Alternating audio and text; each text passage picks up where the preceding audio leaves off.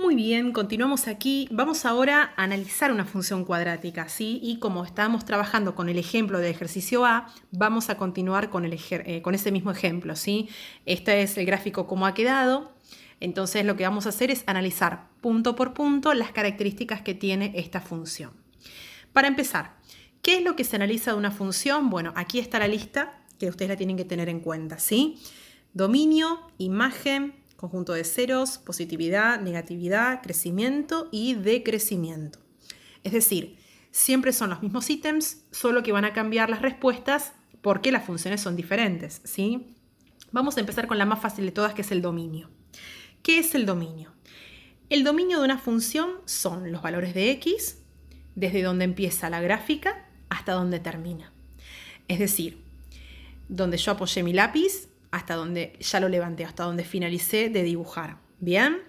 En este caso nos tenemos que preguntar, ¿esta función desde dónde proviene? Bueno, si ustedes observan, ¿sí? Esta función no tiene un extremo específico. ¿Por qué? Y porque estas ramas se van hacia los infinitos, entonces cada vez se van abriendo más, ¿sí? Cada vez van creciendo más y van abarcando más partes de del mismo sistema de ejes. Entonces, lo que decimos es que esta función, ¿desde dónde proviene? Proviene desde el menos infinito. Continúa su recorrido y ¿hasta dónde se va? Hasta el más infinito. Entonces, como provienen desde el menos infinito hasta el más infinito, ¿sí? Lo que decimos es que la función tiene como dominio todos los reales. Es decir, abarca a todo el eje X. Insisto, yo no quiero exagerar el gráfico para no arruinarlo más, pero bueno, esta función viene, ¿sí? Desde el menos infinito, ¿sí? Luego comienza a irse hacia el más infinito, ¿sí? Hacia el más infinito. ¿Queda claro? Es decir, el ancho a nivel, digamos, horizontal, desde donde comienza termina, ¿sí? Desde donde comienza y donde termina, es todo el eje X, o sea, todos los reales. La imagen es muy interesante de ver porque tiene la misma característica, pero mirando el eje Y. Es decir, la imagen es el punto más bajo que toma la gráfica hasta el punto más alto que toma. A ver, si yo les pregunto, esta es mi gráfica, ¿sí? Yo se las marco así, suavecito, para que lo recuerden. ¿Cuál es el punto más bajo que toma la gráfica? El punto más bajo que toma la gráfica es el menos 9, porque después del menos 9 no hay gráfico, no hay nada. Bueno, entonces la imagen va a comenzar en el menos 9, con corchetes, porque lo estoy incluyendo el menos 9 en la gráfica. Y si ustedes observan, las ramas al seguir creciendo no tienen un techo, no tienen un punto más alto. Entonces se sobreentiende que van hacia el más infinito. Bien, entonces acuérdense, la imagen de una función cuadrática es el piso y es el techo, es decir, el valor más bajo en este caso y el valor más alto se va al más infinito. Abarca todo el eje Y. Vamos ahora con el conjunto de ceros. El conjunto de ceros lo hemos buscado de forma analítica, son las raíces, y también lo vemos de forma gráfica. El conjunto de ceros son los puntos de intersección donde la gráfica cortó al eje X. En este caso lo cortó en el 0, ¿sí? Y en el 6. Entonces, para colocar el conjunto de ceros lo que hacemos es abrir una llave y enumerar cuáles son. Es el 0 y es el 6. Y ahí cierro la llave. ¿Bien? Ahora viene lo más interesante, que lo aprendimos con la función lineal en el video anterior, pero bueno, en este caso lo vamos a ver con la función cuadrática, que es el conjunto de positividad. ¿Se acuerdan que yo les conté que el eje X divide al gráfico que yo tengo en conjunto de positividad, o sea, todo lo que está por arriba del eje X, y después el de negatividad, que es todo lo que está por debajo? Entonces, nosotros tenemos que empezar a ver, quizás por intervalos, qué sucede con el gráfico, ¿sí? A ver, si yo tapo la parte negativa de las X y observo la parte de arriba, ¿sí? De la función, tenemos todo este sector donde la función está graficada por arriba.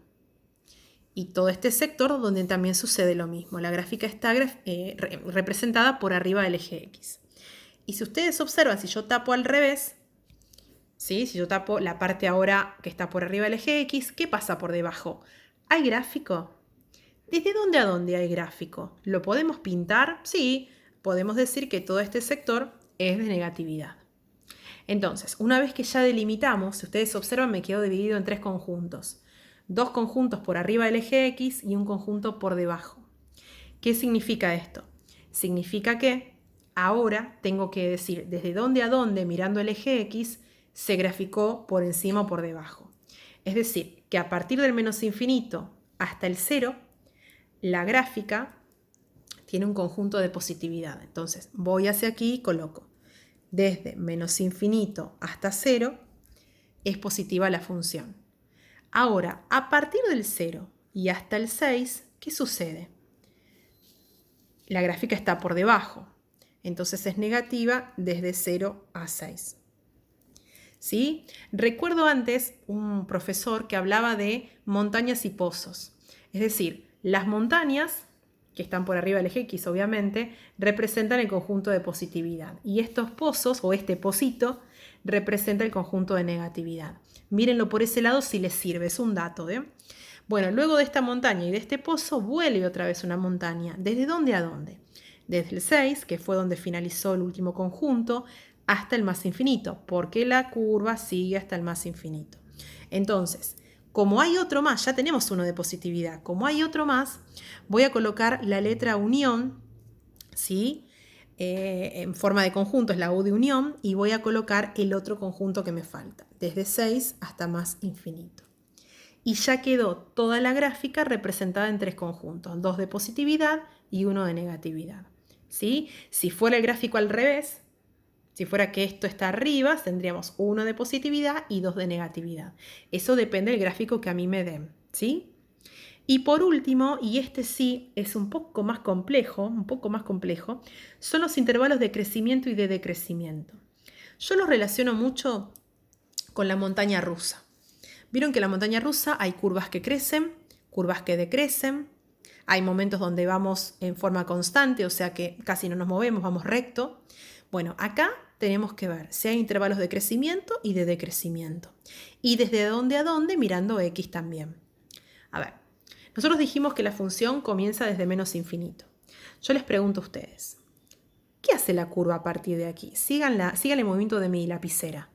¿Decrece o crece? Decrece, ¿no? Es más, lo voy a hacer con una flecha bien grande. Desde menos infinito, la curva decrece. Hasta aquí. Pero acá vienen los problemas. Porque si yo les pregunto hasta qué punto, me van a decir el menos 9. Y no.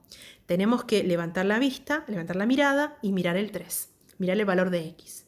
Entonces, desde menos infinito hasta el 3, decreció. Entonces me vengo aquí a decrecimiento y ubico. Desde menos infinito hasta 3 decreció. Y a partir de ese 3, ahora bajo otra vez la mirada, ¿qué hace la curva? Y la curva empieza a crecer. ¿Hasta dónde crece? Hasta el más infinito. Entonces, en crecimiento voy a colocar que a partir del 3 hasta el más infinito crece. ¿Bien? ¿Queda claro? ¿Sí? Son las características, los ítems que tenemos que completar cada vez que me pidan analizarla. Donde dice máximos o mínimos, eso no, porque eso lo tenemos que ver más adelante con otro tema. No se puede encontrar de la manera simple, ¿sí? ¿Está? Así que máximos y mínimos por ahora no lo vamos a completar. Cualquier consulta me van preguntando, ¿sí? No quiero tampoco crear muchas cosas más para no confundir, pero bueno, acuérdense el dominio donde empieza y termina la función, en X, la imagen donde empieza y termina la función en Y. El conjunto de ceros son los puntos que se forman cuando las curvas tocaron al eje X. Pueden ser en 2, pueden ser en 1 o en ninguno. Conjunto de positividad son las montañitas, es decir, las partes de la gráfica que quedaron por arriba del eje X. El de negatividad justamente es todo lo contrario, todas las partes graficadas por debajo del eje X. Y los intervalos de crecimiento y decrecimiento, como sabemos que son dos curvas, posiblemente una decrezca y la otra crezca o viceversa. Eso depende del gráfico que nos tocó, ¿sí? Bueno, nos vemos muy pronto. Un saludo para todos.